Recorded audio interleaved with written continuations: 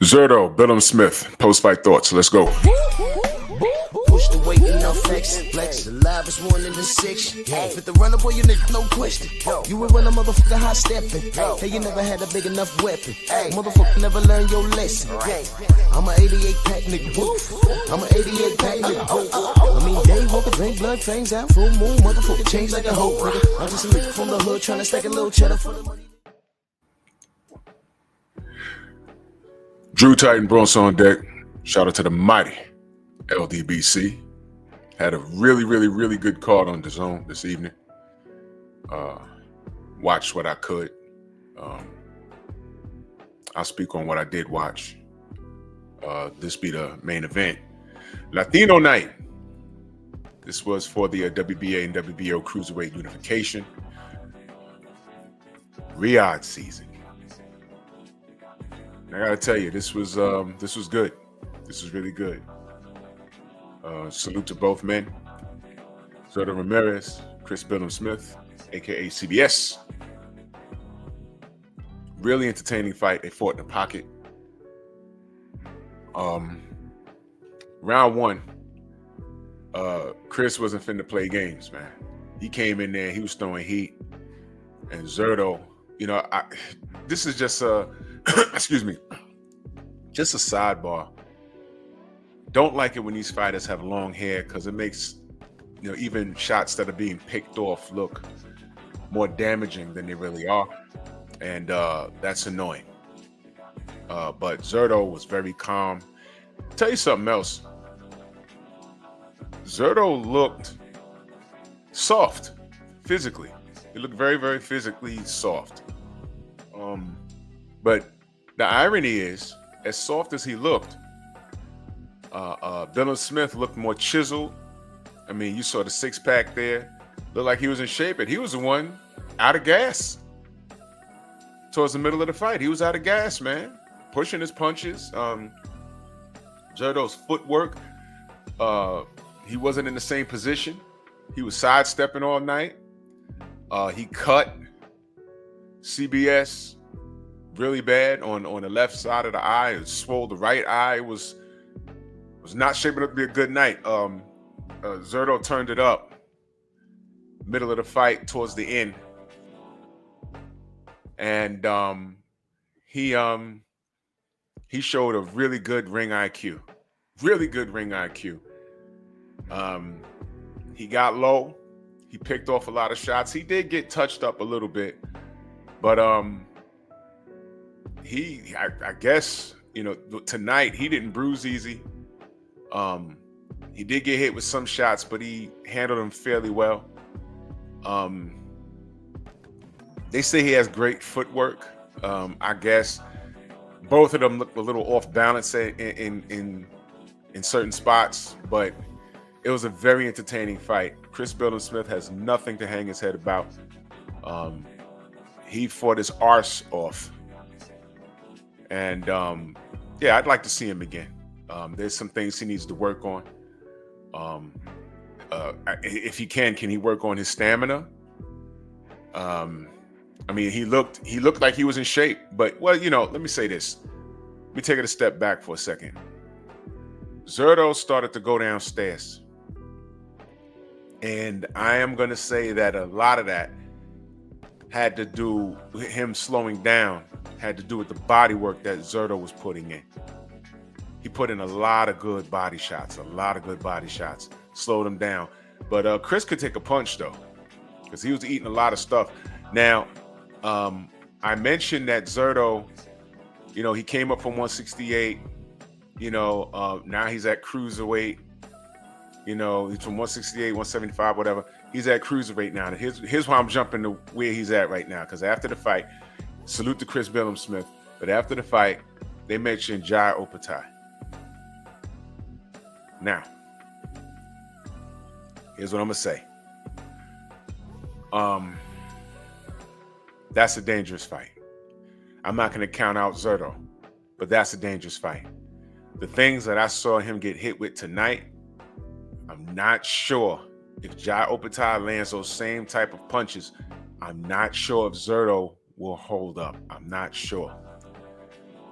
Because right now, I just mentioned his physique. Maybe he's hanging around at cruiserweight because, and I don't know. If y'all know, let me know in the comment section. Maybe he's hanging around cruiserweight because he doesn't have the discipline to cut to 175 where he'll look a little more better. And maybe because he feels good now. He feels good now.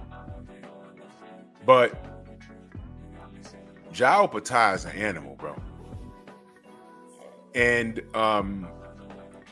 he's one of those guys where he's naturally cutting to Jao Patai is going to be a heavyweight in about maybe 3 or 4 years, maybe less.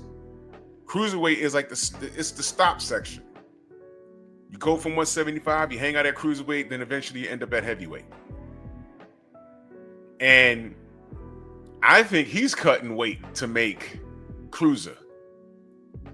Whereas I don't know if Zurdo's cutting weight, to make cruiser. I think look, I don't know, but I'm looking at his body type, right? And I think if he went to 175 and hung out there, he'd be a little more dominant. His punches will be a little more bigger.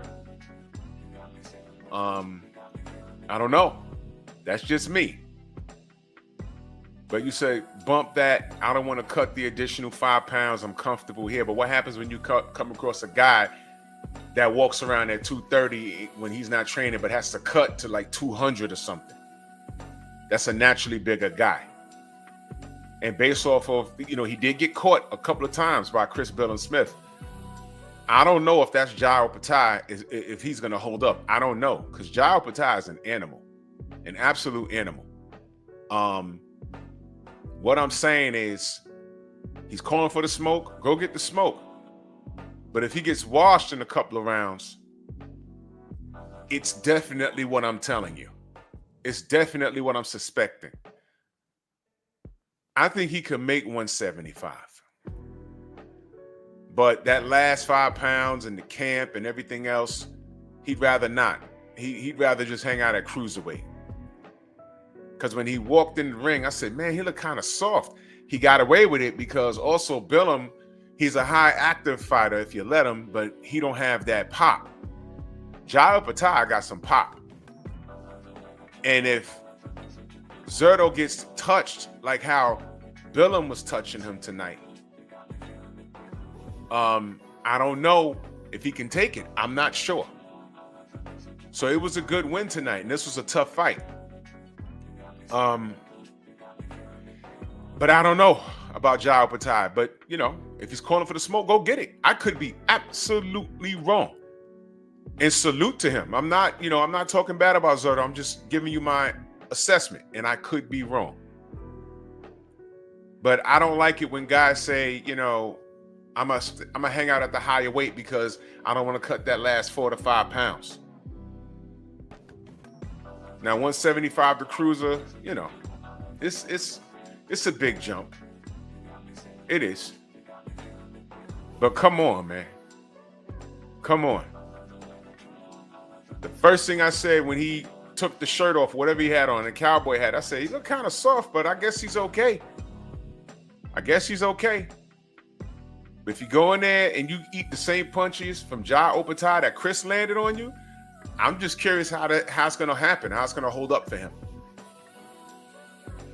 If he's waking up off the canvas like, hey, man, you know what? Then maybe this cruiserweight ain't it for me. Maybe I need to get in the gym and maintain for a year on or close to 175. I know camp hurts, but you may feel a little better. You may feel a little stronger. Trust me, for you guys that work, you guys and you gals that work out, y'all know what I'm talking about. And I don't think he's at that point where, he's still fairly young. I don't think he's at a point where fighting at 175 will hurt him. I don't think the weight was the issue.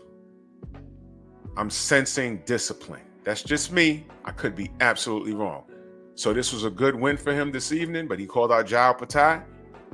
If he gets that fight and he gets washed early, it's what I said. It's beyond skill set. I don't like it when fighters at lower weight classes look out of shape. It's like, it's bizarre to me. It's bizarre to me, but whatever. But I could be wrong. He could be absolutely comfortable, and he could go in here and watch Jao Patai. I don't see it, but it's yet to be seen. But salute to him, and I'm just suspecting, because I don't know. But this was a good fight. Salute to Chris Billam Smith, and salute to Zurdo on your win. And let's see what happens with you and Patai. Y'all let me know what y'all think. Bronx on deck. Move!